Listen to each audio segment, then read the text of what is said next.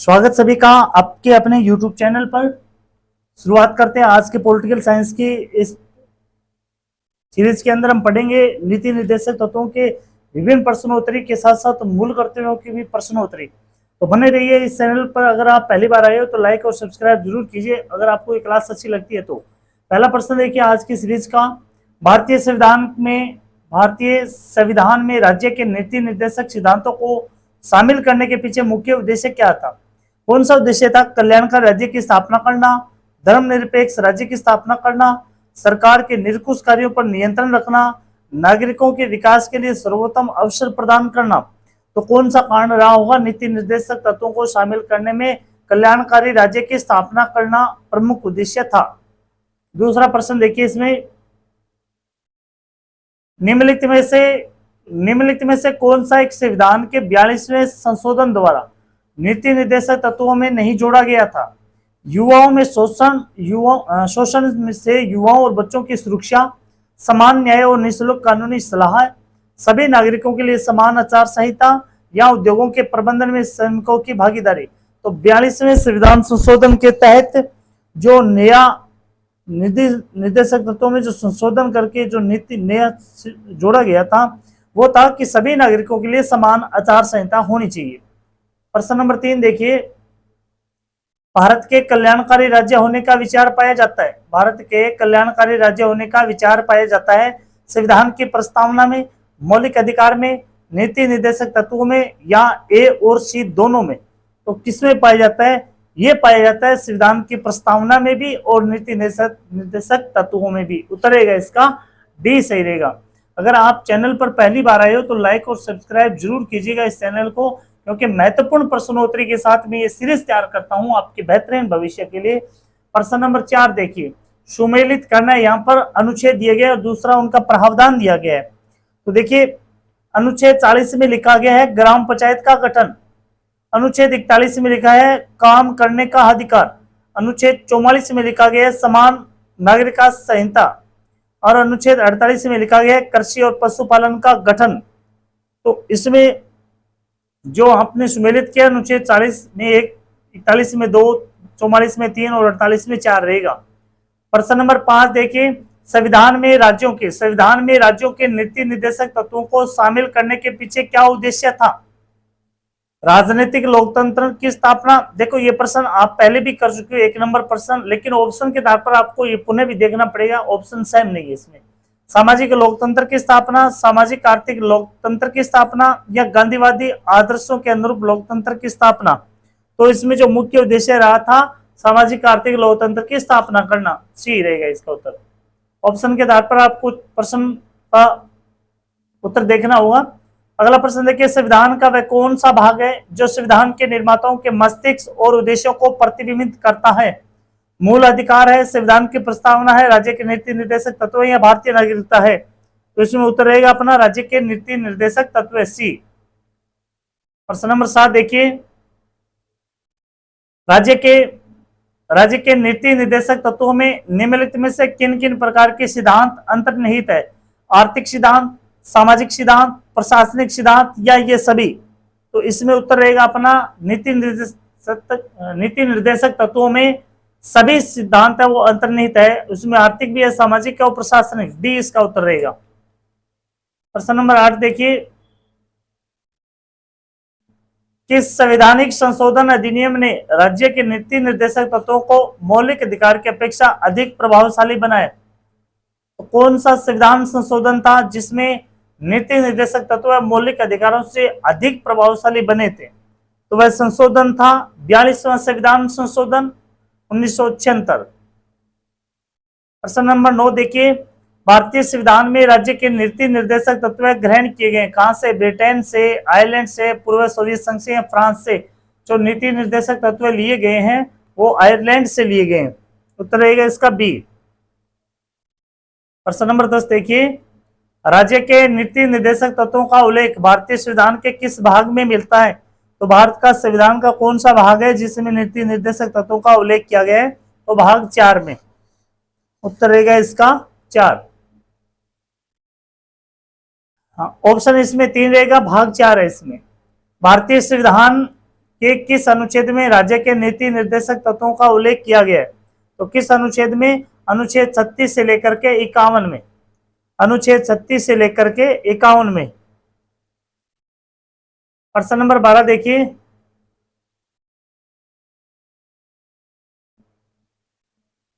निम्न में से कौन चाहता था कि राज्य के नीति निर्देशक सिद्धांतों को भावी विधि निर्माण का आधार बना दिया जाए? जवाहरलाल जी नेहरू, बी आर अम्बेडकर, के मुंशी, वी एन राव। तो किसने चाहा था कि नीति निर्देशक तत्वों को भावी विधि निर्माण का आधार बना दिया जाए? तो ये था बी आर अम्बेडकर का सुझाव। प्रश्न नंबर 13 देखिए, राज्य के नीति निर्देशक तत्व एक ऐसा चेक है जो बैंक की सुविधा अनुसार अदा की जाएगी। यह कथन किसका है? तो यह कथन केटी साहा का है। किसका? ये केटी साहा का। प्रश्न नंबर 14 देखिए, मौलिक अधिकार एवं राज्य के नीति निर्देशक तत्वों के विषय में कौन सा कथन सही है? कौन सा कथन है? वे एक दूसरे के पूरक होते हैं, वे परस्पर विरोधी है, उन दोनों में कोई अंतर नहीं, या वे दोनों वाद योग्य है। तो कौन सा रहेगा इसमें? वे एक दूसरे के पूरक है। मौलिक अधिकार और नीति निर्देशक तत्व एक दूसरे के पूरक है। प्रश्न नंबर 15 देखिए, भारतीय संविधान का कौन सा अंग समाजवादी व्यवस्था स्थापित करने की प्रेरणा देता है? तो संविधान का ऐसा कौन सा अंग है? वो है नीति निर्देशक तत्व है। प्रश्न नंबर 16, संविधान में कल्याणकारी राज्य का आदेश दिया जाता है। कल्याणकारी राज्य का आदेश दिया जाता है नीति निर्देशक तत्वों में। प्रश्न नंबर 17 देखिए, भारत के संविधान में अंतरराष्ट्रीय सुरक्षा को प्रोत्साहन देना सन्निहित है। संविधान की प्रस्तावना में नीति निर्देशक तत्वों में, मौलिक अधिकार में या 9वीं सूची के अंदर, तो ये राज्य के नीति निर्देशक तत्वों में उल्लेख किया जाता है कि अंतरराष्ट्रीय सुरक्षा को प्रोत्साहन दिया जाए। प्रश्न नंबर 18 देखिए, समान कार्य के लिए समान वेतन भारत के संविधान में सुनिश्चित किया गया एक मौलिक अधिकार है, मौलिक कर्तव्य है, आर्थिक अधिकार है, या राज्य के नीति निर्देशक सिद्धांत का अंग है। समान कार्य के लिए समान वेतन, ये राज्य का नीति निर्देशक सिद्धांत का अंग है। इंपोर्टेड पर्सन है पशु परिचर और अध्यापक भर्ती के लिए। प्रश्न नंबर 19 देखिए, संविधान का कौन सा अंश भारत के नागरिकों को आर्थिक न्याय प्रदान करने का संकेत करता है?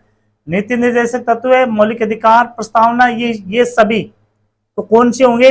राज्य का नीति निर्देशक तत्व है, भारत के नागरिकों को आर्थिक न्याय प्रदान करने का संकेत करता है। उत्तर रहेगा इसका ए सही। भारतीय संविधान के निम्न भागों में से किस एक में न्यायपालिका और कार्यपालिका के पार्थक्य का प्रावधान है? तो ये प्रावधान है वो राज्य के नीति निर्देशक सिद्धांत के अंदर है। हम क्योंकि आप सामान्य सी बात है कि नीति निर्देशक तत्वों के प्रश्नोत्तरी चल रही है इसमें, लेकिन एग्जाम के अंदर इक्वल एक जैसे क्रमांक के अनुसार नहीं आएंगे प्रश्न। कोई एक प्रश्न उठा लेगा किसी भी बिंदु से, तो हमें पढ़ना भी जरूरी है इसके अंदर और याद रखना भी आपको बहुत ही जरूरी है। प्रश्न नंबर 21 देखिए, नीति निर्देशक तत्व का महत्व किसके लिए है? नागरिक के लिए, राज्य के लिए, समाज के लिए या संघ के लिए? तो ये किसके लिए आवश्यक होता है? ये राज्य के लिए आवश्यक होता है। उत्तर रहेगा इसका बी सही। प्रश्न नंबर 22 देखिए, भारत के किस राज्य में समान नागरिक संहिता लागू है? कौन से राज्य में समान नागरिकता संहिता लागू है? तो वो है राज्य गोवा। उत्तर रहेगा इसका डी। प्रश्न नंबर 23, मूलभूत संविधान में कौन से भाग में राज्य लोक कल्याण की संकल्पना सम्मिलित की गई? संविधान की प्रस्तावना में, दूसरी अनुसूची में, तीसरी में या नीति निर्देशक तत्वों में? तो इसका उत्तर रहेगा डी, राज्य के नीति निर्देशक तत्वों में, राज्य के लोक कल्याण की संकल्पना।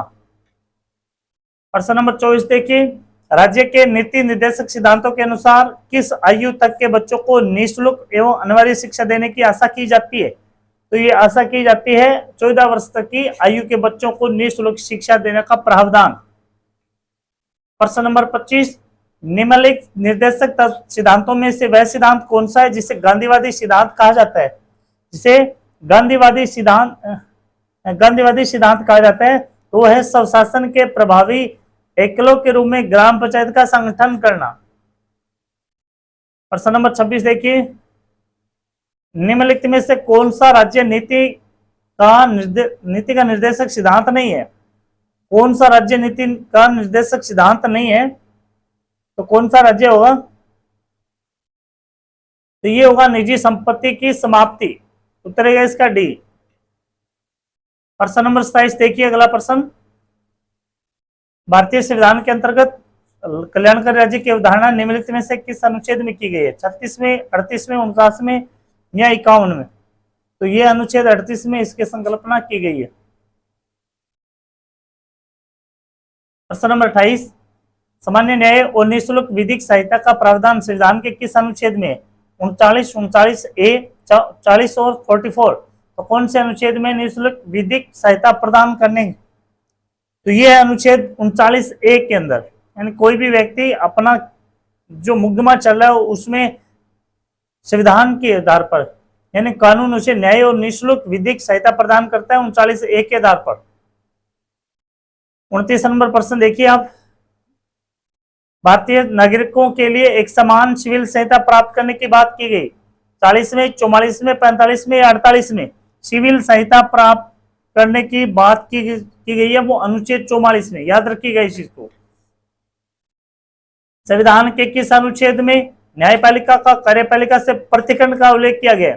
न्यायपालिका वो कार्यपालिका से अलग होने की बात है, वो किस अनुच्छेद में की गई है? ये की गई अनुच्छेद 50 में। याद रखिए इस चीज को भी। प्रश्न नंबर 31 देखिए, मूल संविधान में कर्तव्यों की संख्या। मूल संविधान में मूल कर्तव्यों की संख्या कितनी थी? 10, 11, 12 या इनमें से कोई नहीं? तो उत्तर है इसका डी, इनमें से कोई नहीं, क्योंकि मूल संविधान में कर्तव्यों का वर्णन नहीं किया गया। ये 42वें संविधान संशोधन में जोड़े गए थे अनुच्छेद 51 क भाग में। अनुच्छेद 51 क भाग में 42वां संविधान संशोधन 1976 में। अगला प्रश्न देखिए, वर्तमान में संविधान में कर्तव्यों की संख्या कितनी है? तो मुख्य रूप से 11 मूल कर्तव्य हैं। कौन से संविधान संशोधन के तहत मूल कर्तव्यों को शामिल किया गया था?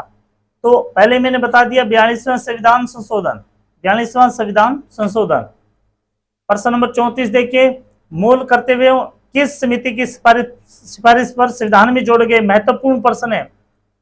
मूल कर्तव्य किस समिति की सिफारिश पर संविधान में जोड़े गए थे? ये सवर्ण सिंह समिति के सिफारिश पर है मूल कर्तव्यों को जोड़ा गया था। जो ये 42वां संविधान हुआ था, 42वां संविधान संशोधन, इसे लघु संविधान कहा जाता है। याद रखिए इस चीज को, लघु संविधान। बहुत से इसमें प्रावधान जोड़े गए थे लघु संविधान में। और इस सीरीज का जो लास्ट प्रश्न है, भारत की प्रभुता, एकता और अखंडता की रक्षा करे और इसे अक्षुण्य रखे, यह उपबंध है किसमें? मूल कर्तव्य में। उत्तर है इसका डी। आपको ये सीरीज पसंद आई है तो चैनल को सब्सक्राइब करें, लाइक जरूर करें।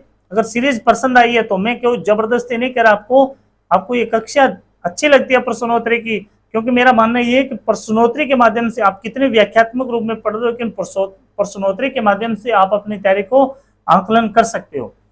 जय हिंद, जय भारत। नई सीरीज के साथ जल्दी।